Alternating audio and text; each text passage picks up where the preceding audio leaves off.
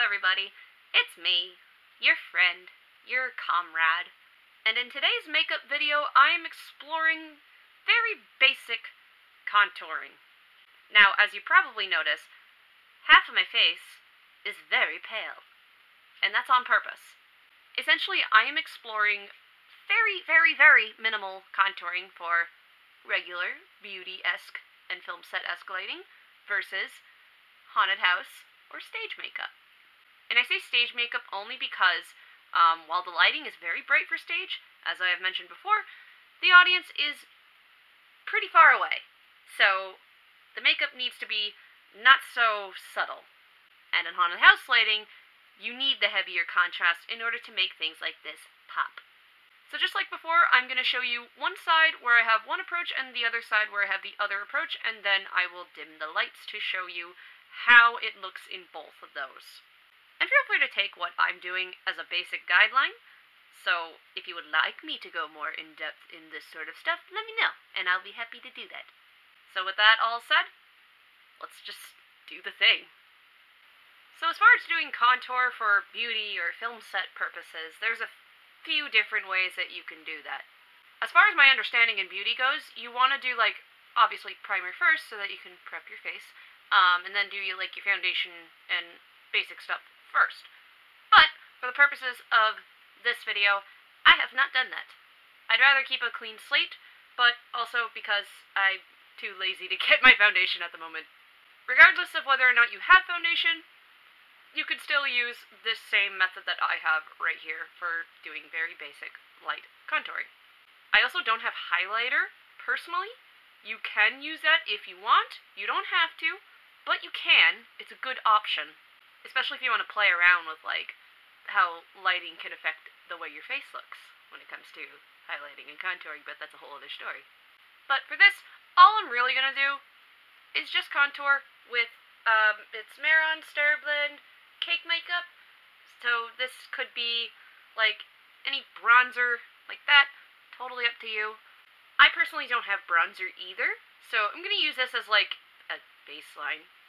And what I'm going to be doing is I'm going to be applying it under the cheekbone, the side of my nose, maybe in my temple, but you can also do it underneath your jawline. That can help you out a lot. Now, most people, when you do this part, you might do the little fishy lip thing to help you find your cheekbone. I've done this to myself so many times over, like, a few different jobs that I know where to find it on myself. And don't be afraid to blend if you really need to. Do not be afraid of blending. Now, you possibly have noticed that maybe, just maybe, Mocha might be a little bit too dark for me personally as a contour when it comes to this type of lighting or anything brighter. So if that's the case, you're welcome to either wipe it to try to tone it down or blend it, which is why I say don't be afraid to blend. Or if you feel that this is really too much, worst comes to worst with anything, you can wipe it off and try again. There's no shame in that. I know it feels like a waste of time, but it's fine. Mistakes happen. It's cool. And sometimes with contour, what I noticed in beauty makeup is that they go down a little bit past, like, that way. I usually don't, but it's your makeup. You can do what you want. What I also see happen in contour a lot is that they'll do up here, too. I don't fully understand why. I'm assuming it's, like, rounding out your forehead or something, so I'll try that with this side. See what happens. So looking in the viewfinder right now and just using this to cover the other half of my face, I'm already seeing, like, some sort of difference. Like, this is a bit more prominent, like, cheekbone. It seems like it's more prominent. Let me remove this and see. Oh, okay, now I see it. Now I see the difference. Okay, cool. So this is a very basic idea of contouring. It's very basic. You can go as crazy as you want with it, or as light with this as you want. My area of makeup is not usually in beauty, so I'm not exactly the beauty guru of, within the YouTube world or anything like that. But if you wanted something like this, very simple, it's really easy. It takes, like, maybe a couple of minutes if you're, just like, boom, boom, boom, boom, boom, you're good. The thing that'll probably take the most time is if you're doing it on a face that's not yours and you're not super familiar with, is that just finding the spots to work with. But yeah, real simple, real easy. Now, with that in mind, this is going to make doing the other side more fun. So for the other side of my face, I'm going to do sort of the same idea, but I'm going to do it for a spooky haunted house setting. So this is for, I guess, would be the lower lighting settings.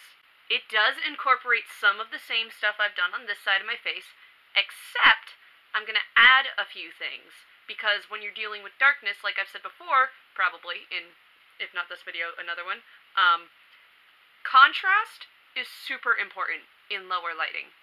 Especially if it's really heavy contrast. Because, well, light affects, the lighting you have, the way you turn your head in lighting, it does affect how things look.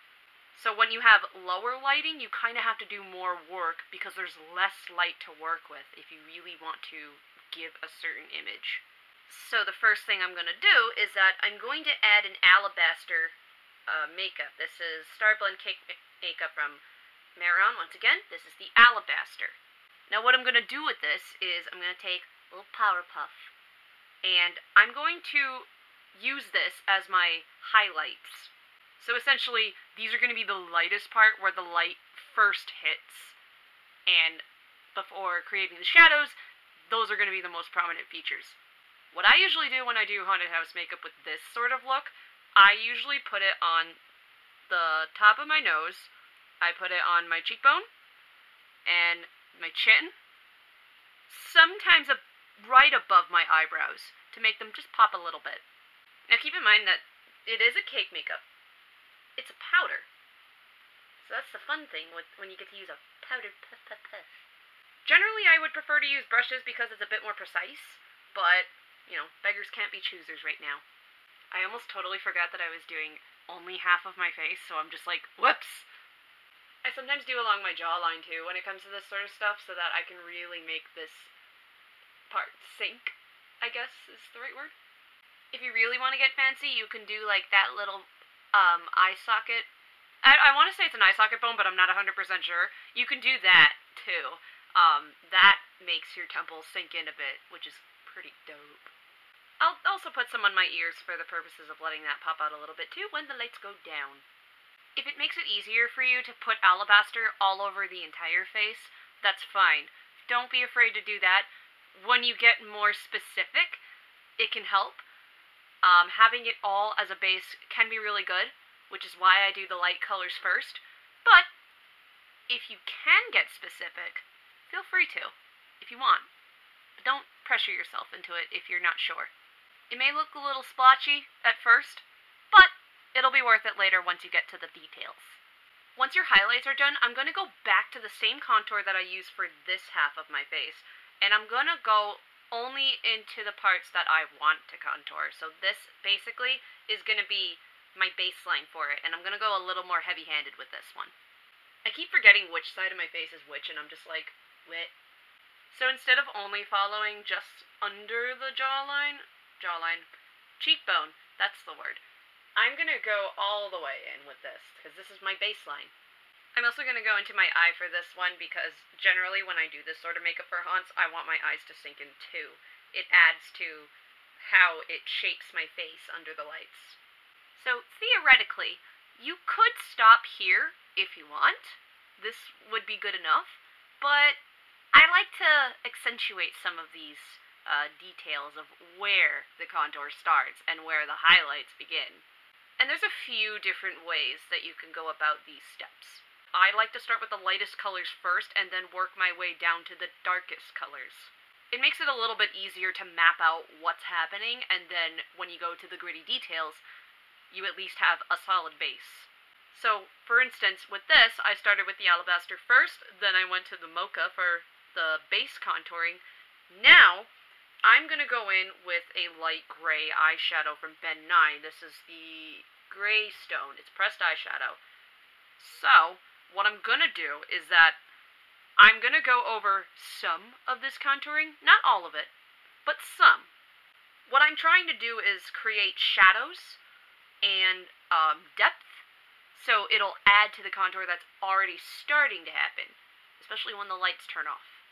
So essentially what I'm doing is that I'm following the start of this contour, and the reason why I'm using a fan brush is so that I can easily brush down to blend it a little.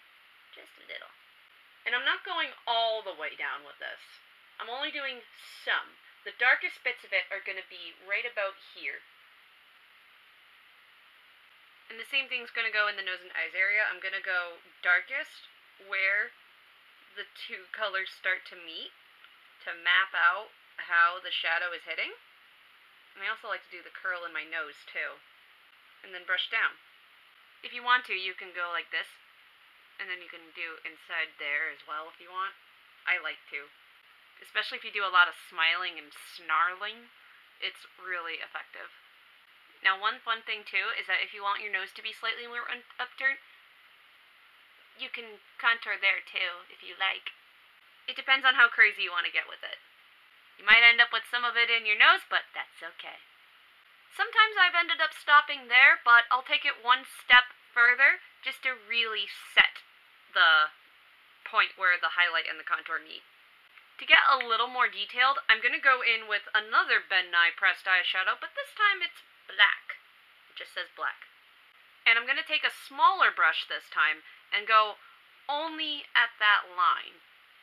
That's all I'm going to do. I'm not going to blend it out too much, just a little teensy bit. This is definitely going to be where less is certainly more. One thing that's important to know is that I'm not blending out like I did with the fan brush. I'm only blending towards, like, along that line. That's it.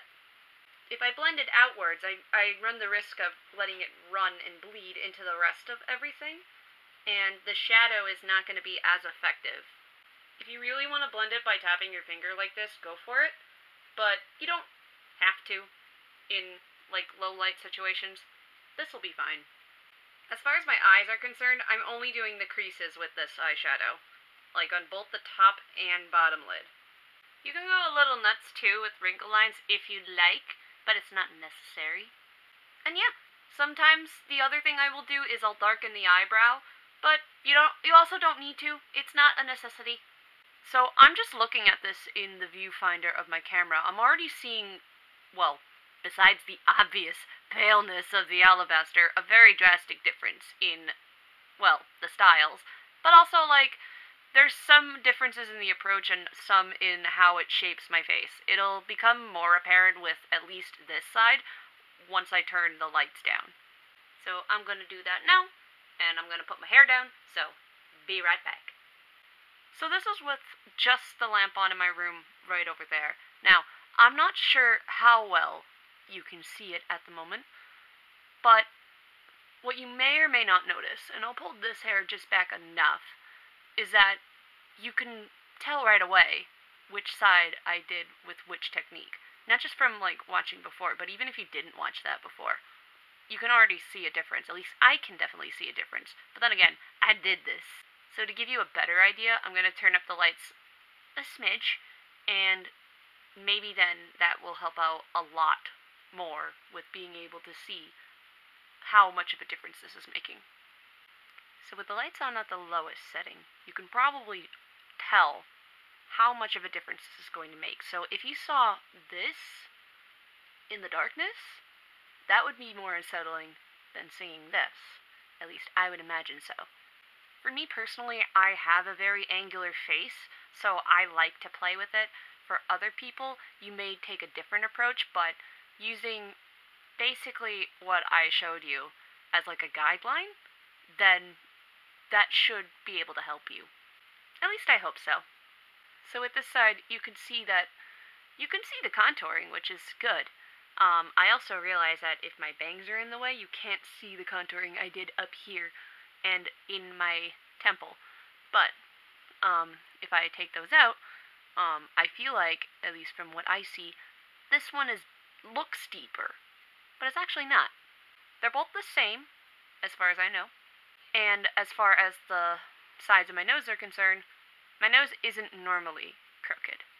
But maybe it's just from what I've painted, I can tell that this just is a bit more prominent than on this side, because I actually paid attention to paint in here. Paint. But yeah, if you want to go spoopy, definitely go with this look. And For lower lightings, if you want that effect, do this. And if you want just a film set, like brighter lights, do this one. So that does it for this video. If you like what you saw, do that like, comment, subscribe thing that usually happens on YouTube, especially if you would like to see more stuff like this in the future. I normally like doing makeup videos like for October, but if you want to see them at other parts of the year, let me know in the comments below. And I like playing around with this lighting difference. I really would like to do more with it, and as much as I'm struggling to find ideas for this sometimes, it is actually kind of fun once I finally get it. And I like exploring how lighting affects the way your face looks, even without makeup. It's kind of fascinating. Another thing you can do if you like what you see, I have a Ko-fi page if you would like to go and support me. I'm currently saving up to get myself a new laptop to do live streaming and Let's Plays and video games and stuff.